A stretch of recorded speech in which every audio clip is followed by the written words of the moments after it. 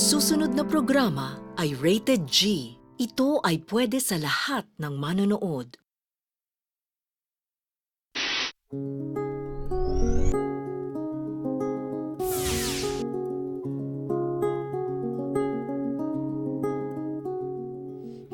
Ano kaya ito? Bayabas. Mangga. Papaya? Alam niyo ba? Alam nyo, nagkaklase ako nung grade 3. Hindi ko siya makakalimutan. Siya si Marikit. Alam nyo, masipag mag-aral si Marikit. O, ito na mga test papers nyo. Karamihan sa inyo, matataas na nakuhang marka. Pero, mailang mabababa, kaya kailangan pang mag-aral, ha? Pero isang araw, napansin ko na lang na umiiwas sa amin si Marikit. Kaya hindi ko na siya ganong nakakausap. Hanggang sa isang araw,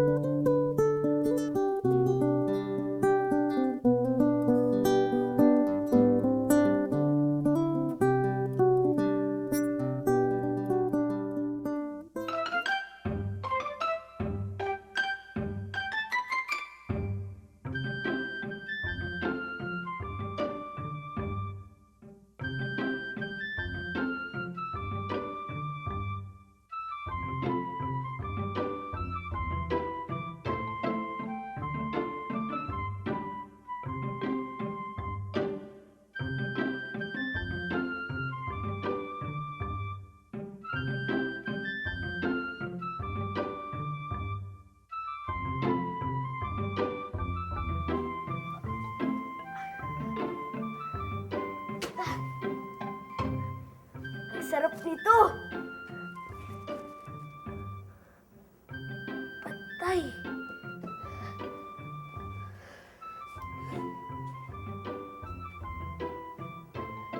Pwede pa tulong?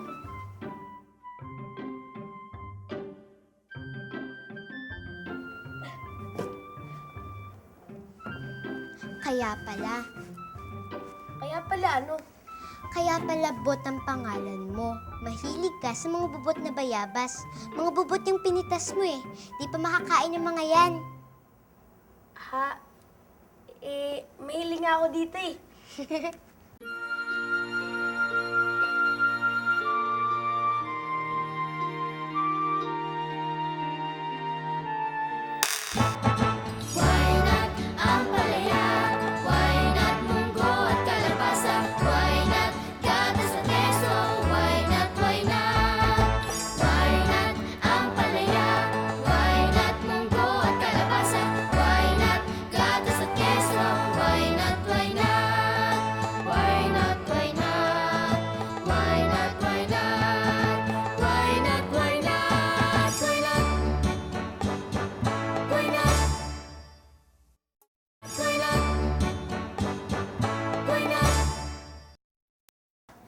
Naging magkaibigan kami ni Marikit. Madalas kami maglaro. Tsaka masaya din yung kwentuhan namin. Pero isang araw, napag-usapan namin yung problema niya sa eskwelahan.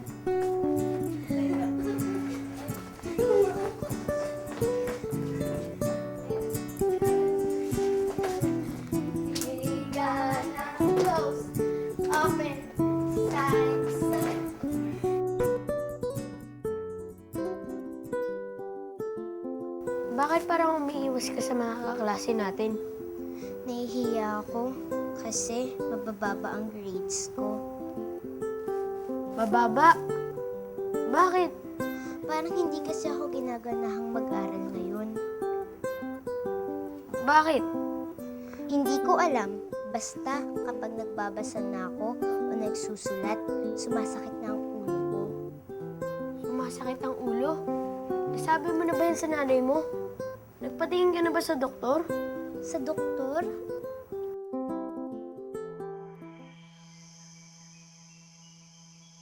Nakumbinsi ko magpatingin sa doktor si Marikit.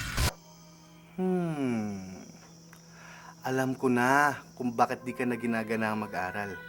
Nahihirapan ka dahil malabo na ang mga mata mo. Kadalasan nahihilo ka at sumasakit ang ulo mo sa banda rito sa tuwing nagbabasa ka at nagsusulat. Bakit pulong malabo ang mata ko? Iniingatan ko naman po ang mga ito.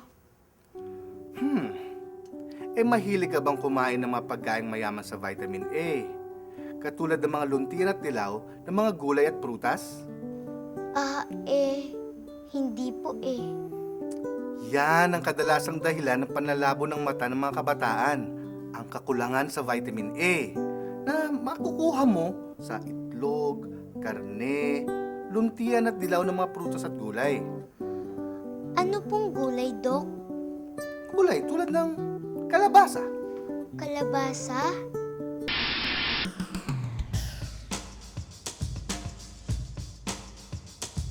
Ang kalabasa ay isa sa pinakamadali at pinakamurang mapagkukunan ng beta-carotene. Ang beta-carotene ay nagiging vitamin A para magamit ito ng ating katawan. Mas marami ang beta-carotene ng kalabasa kaysa sa iba pang gulay tulad ng repolyo, okra, sayote at talong. Di po ba kailangan natin ng beta-carotene o vitamin A para sa normal na paningin at makinis ng kutis? Di po ba? Oo, at para lalong magamit ng ating katawan ang vitamin A mula sa kalabasa, mainam na lutuin natin ito sa kaunting mantika. Taglay din ng kalabasa ang vitamin C para sa mabilis na paggaling ng sugat at paggamit ng katawan ng iron. Bukod sa mga bitaminang nabanggit, may iba pa kayang makukuha sa kalabasa? Mapagkukunan din ito ng minerals. Ang dahon, tangkay at bulaklak ng kalabasa ay naglalaman ng iron para sa malusog na red blood cells. Taglay din ng mga ito ang calcium at phosphorus na mahalaga para sa matibay na buto at ngipin. Mula sa loob ng bunga, kinukuha ang mga buto. Pinatutuyo ang mga ito. Itinatanim sa lupa, dinidiligan at inaalaga ang mabuti hanggang sa tumubo.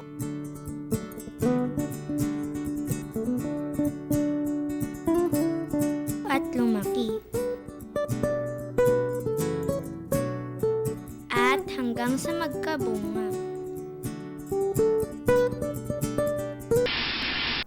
Alam niyo ba na maraming pwedeng gawing luto sa kalabasa? Pwedeng okoy. Pwedeng pulang lang. At pwede ring ginatang kalabasa. Sarap! Masarap na ulam ang kalabasa. Tandaan, hindi lang mata ang pinagaganda ng kalabasa. Dahil bukod sa vitamin A, ang kalabasa ay sagana rin sa calcium na nagpapatibay ng ating mga buto at ngipin. Ang bulaklak at talbos nito ay mayaman din sa vitamins at minerals. Kaya ugaliin kumain ng kalabasa upang kumpleto ang ganda ng ating mga ngiti. Ayos! Kailangan maging maingat sa paghahanda ng mga pagkain tulad ng prutas at gulay para manatili ang sustansya nito at para malasap ang sarap. Narito ang ilang paraan para magawa ito. Pumili ng mga gulay na sariwa. Siguraduhin walang palatandaan ng pagkabulok. Hugasan ang mga gulay bago ito ihanda.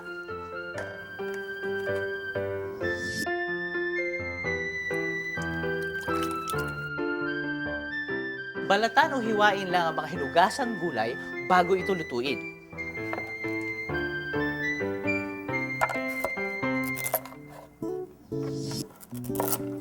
Kung babalatan ito, nipisan lang ang aalising balat. Maraming sustansya ang nakapaloob sa pagitan ng balat at ng laman nito. Kapag iluluto ang mga gulay na tulad ng kalabasa, gamitan lang ito ng kaunting tubig.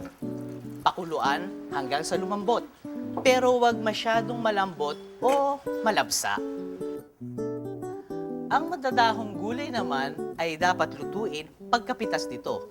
Ilagay sa kumukulong tubig at hayaang kumukulo hanggang sa maluto ito. Ngunit huwag sobrahan ang pagkaluto nito. At huwag gaanong halu-haluin ang gulay kapag niluluto para hindi madurog ito. Gamiting pangsabaw ang pinagpakulang mga tubig ng gulay dahil naiiwan dito ang mga sustansya nito.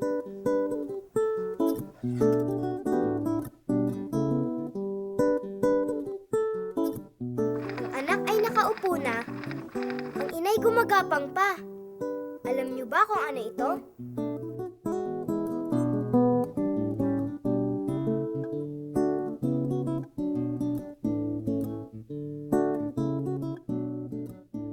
Ito ang paraan ng pagluto ng kalabasa na ituturo ko sa inyo ngayon.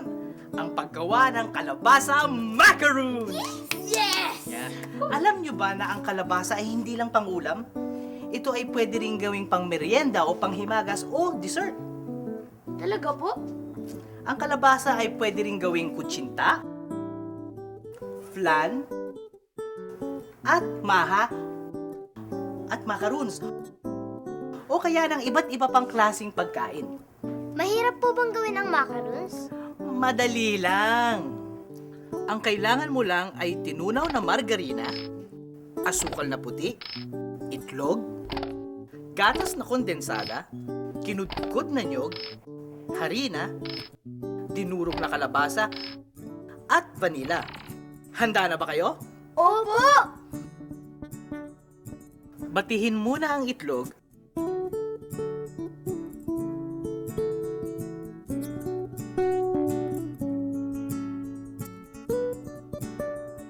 at idagdag ang tinunaw na margarina.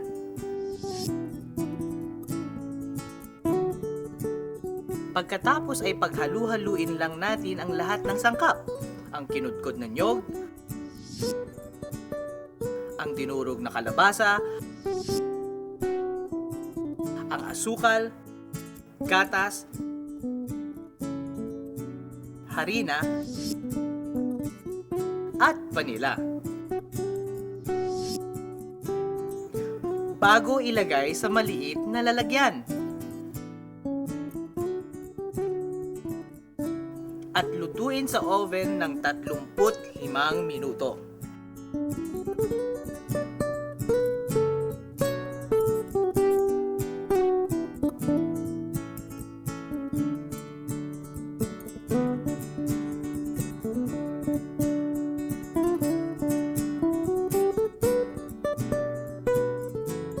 Oh, eto na! Ang kalabasa macaroons!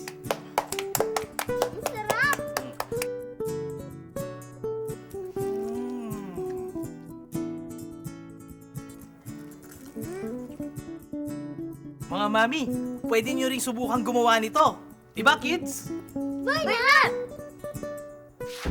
Ang Food and Nutrition Research Institute ay gumagawa ng mga pagkain dinadagdagan ng kalabasa upang maging mas masustansya. Kabilang dito ang pansit na may kalabasa.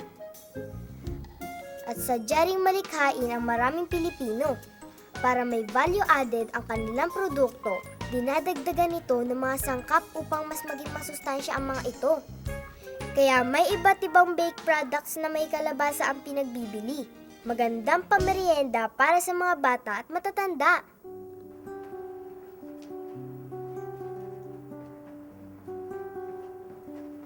Sali nga ako! 2 taon na magmula nang lumipat si Marikit ng eskwelahan, kaya hindi na kami nagkikita. Paminsan-minsan ay sumusulat siya sa akin. Masaya raw siya sa bago niyang eskwelahan at ganado na ulit siya mag-aral. Mabuti naman. Hinihikayat din daw niya na kumain ng gulay ang kapwa mag-aaral upang mapanatiling malusog, masigla, malakas at malinaw ang kanilang mga mata. Kaya tandaan, kumain ng sari-saring masustansyang pagkain araw-araw. Ito ang daan tungo sa kalusugan.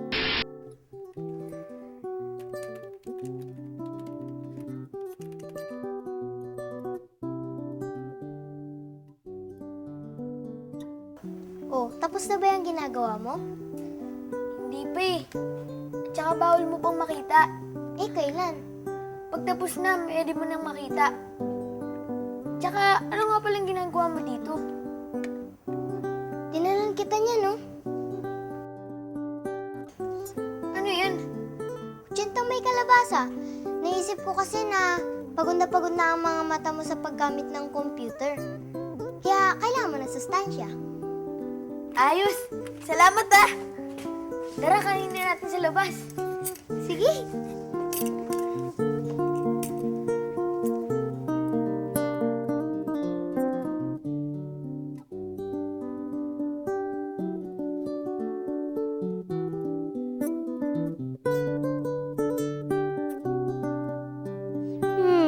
Alam niyo na ba kung ano ito? Bayabas? Mangga? Papaya? Kalabasa!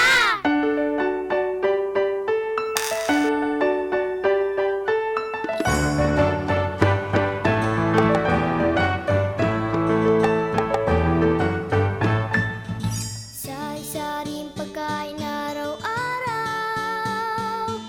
Huwag labis at huwag kulang. Masustansya at kumpleto, ito ang sikreto. Ito ang sikreto. Lakas, sigla, pati liksi. At wastong paglaki. Dulot sa atin ng pagkain wasto. Healthy lifestyle at ehersisyo.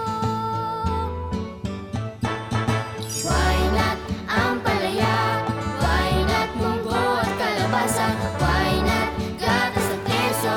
Why not, why not, why not?